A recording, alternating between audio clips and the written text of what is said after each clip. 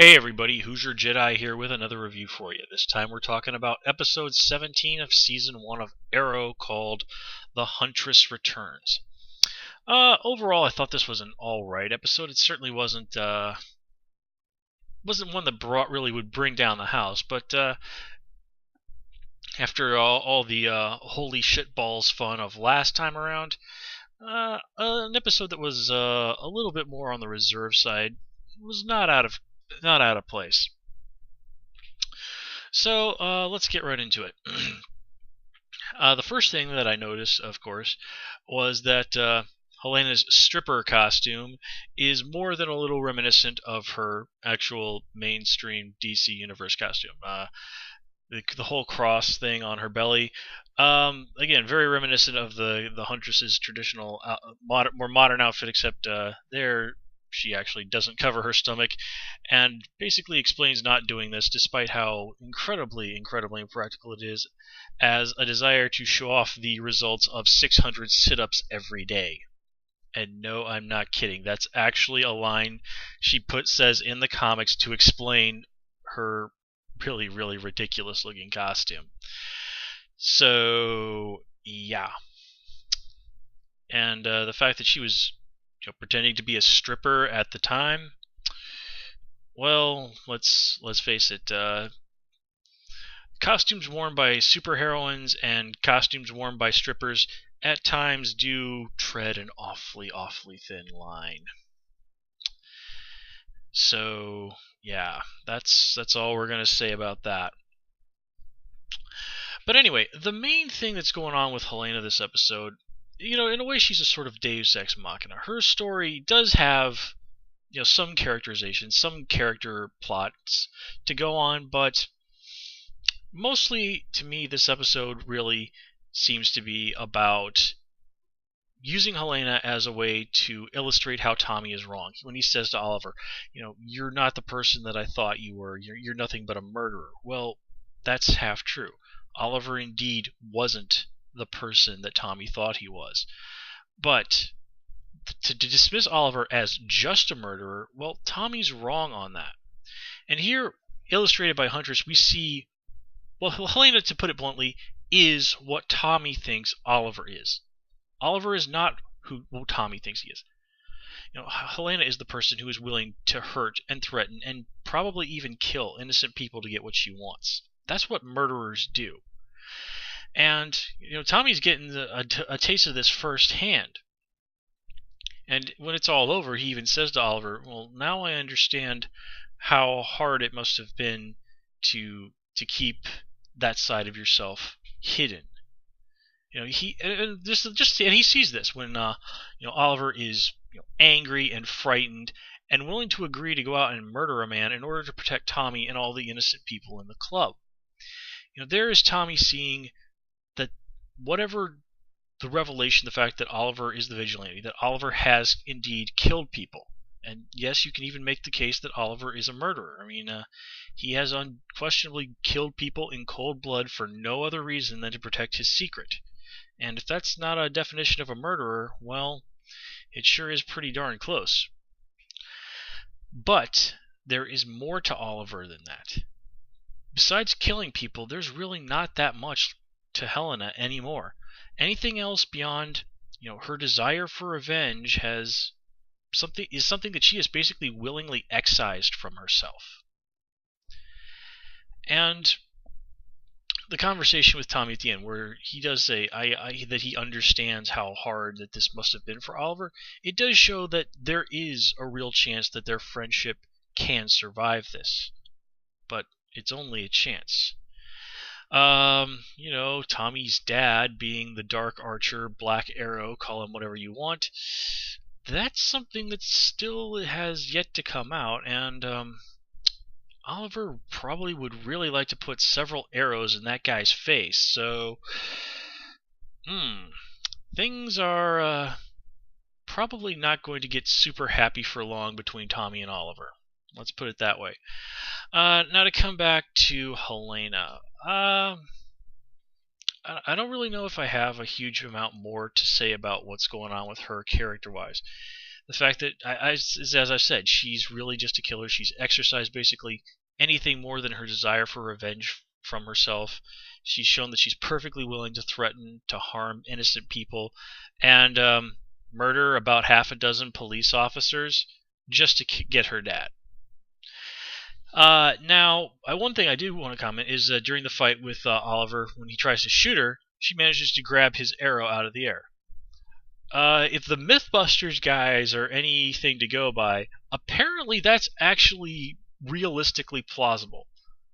Extremely unlikely, but realistically plausible. I've actually watched the episode where they tested that, and Adam actually did genuinely come pretty close to actually grabbing an arrow out of the air. So you got to figure if a fairly ordinary fellow like Adam Savage can about do that, then super martial arts badass like Helena, she could probably pull it off. And let me see. I think that really covers everything I have to say about Helena. Going on and talking about Oliver. This is the episode that we get to have to say goodbye to McKenna due to her injuries suffered at the hands of Huntress.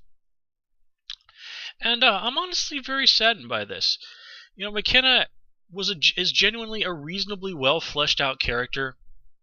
The scene where Oliver goes to her apartment to try and get some comfort from what has been a real hell of a day for him. That was really nicely done. It really did feel like a genuinely sweet moment between people who honestly loved each other. And, seeing this taken away, this person he cares about leaving Oliver's life, it really just compounds all the real horrible stuff that's going on for him this week. Now, I do like that Oliver, he does make a genuine effort. He points out, like, hey, I'm a billionaire, so it's not like I can't, come to Coast City to see you whenever I want, or he even half-jokingly says he could move there. Of course, if that happens, there's no more show for us, so of course McKenna has to go no sale on that one. But I like that, one, the door is of course left open for her to return. Two, she's going to Coast City, which has previously been mentioned here on the show. Of course, in the comics, Coast City is best known as being the home of the Hal Jordan version of Green Lantern. And I also like how the way they do break it up. That's how mature adults end a relationship. And it's not because neither of them want to. It's just circumstances have made it a real practical, really, really impractical. And Oliver, he's not exactly 100. Basically, Oliver, he does raise some minor objections, but it's not even really fair to call that objections. He offers an alternative solution, basically saying, I can come and see you, and all this. But when it's clear to him that McKenna is serious about this, he accepts her decision with maturity. As I said, this is how mature adults end a relationship. It's not that sort of TV nonsense where there's always screaming and yelling and an embarrassing public scene. Not that relationships don't come to an end in that way. I have, with my own eyes, more than once seen that very thing happen. But again, not every dramatic thing that happens in your life is, dramatic. Sometimes the most meaningful and impactful moments, the moments that really define us, that change our life the most, are quiet moments. No yelling, no screaming, just soft words and acceptance.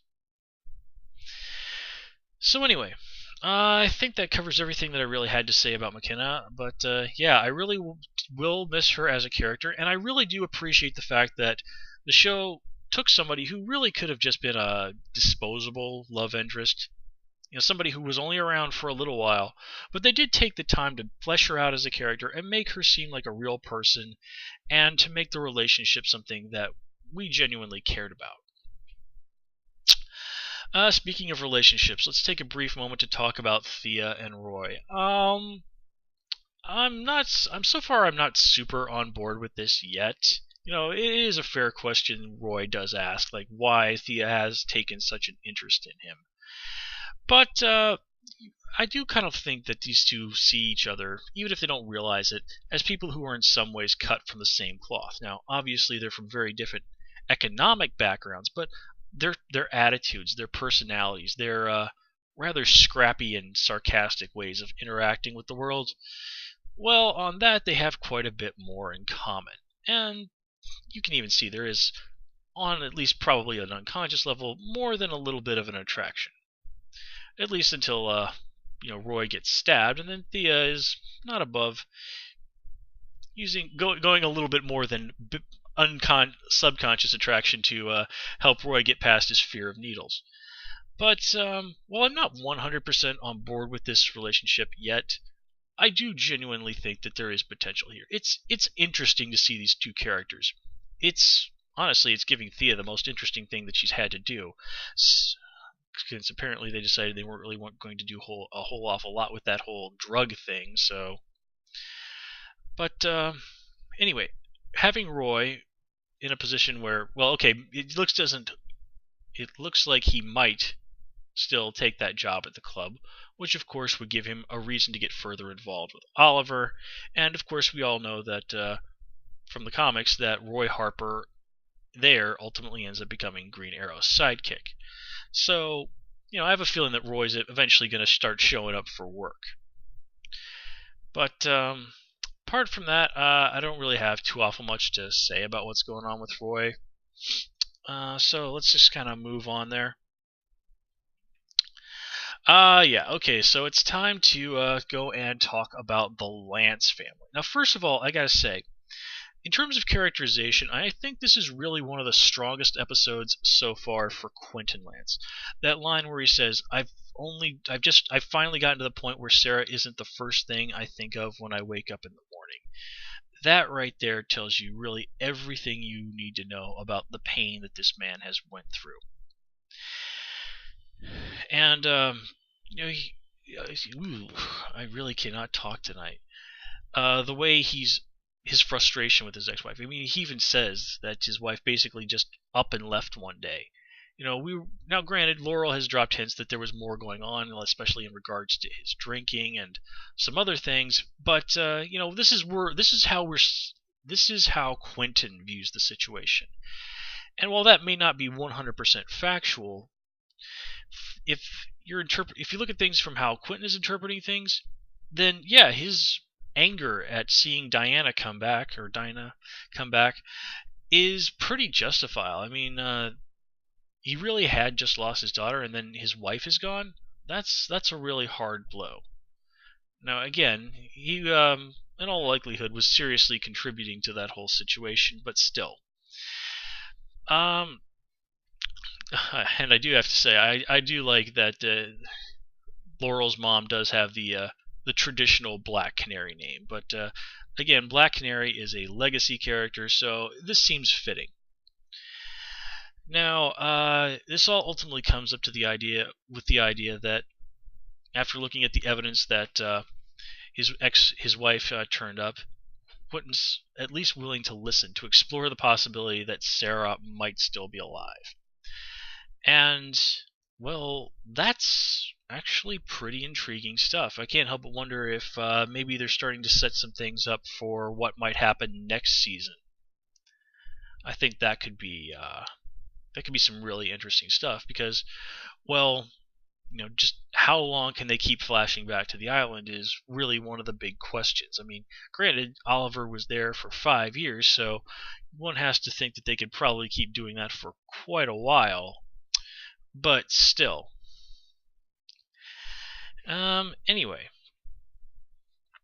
I don't know how convinced I would be, though, of that evidence that Dinah turned up with, because, well, basically it looks sort of like some random white chick. I mean, seriously, if, it is kind of true that, at least in my experience, that they say that everybody out there has a double.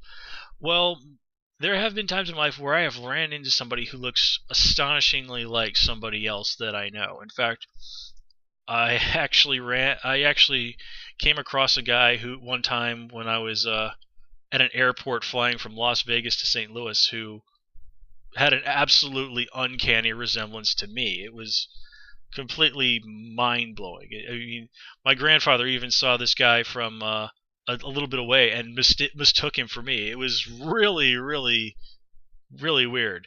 So, you got to think that Quentin might be grasping at straws when he's going with that, because odds are there's probably more than one girl out there in the world who bears a very strong resemblance to his daughter. But still, sometimes desperate hope is better than no hope.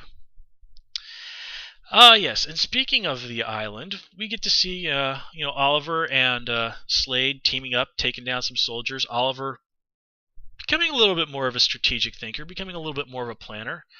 He's definitely growing under Slade's tutelage. My only real problem with that thing on the island is, after they steal the circuit board and are trying to cut a deal with Friars, can't Friars just get another circuit board? I mean, granted, it's probably not the easiest thing in the world to get his hands on, but he's an evil mercenary dude who doubtlessly has all kinds of shady, horrible people as connections. You'd think that he'd be able to get his hands on a computer circuit chip if he really wanted to. Now, the only reason that I think he might be willing to go along with this is it's been heavily implied that Friars is on some sort of a timetable.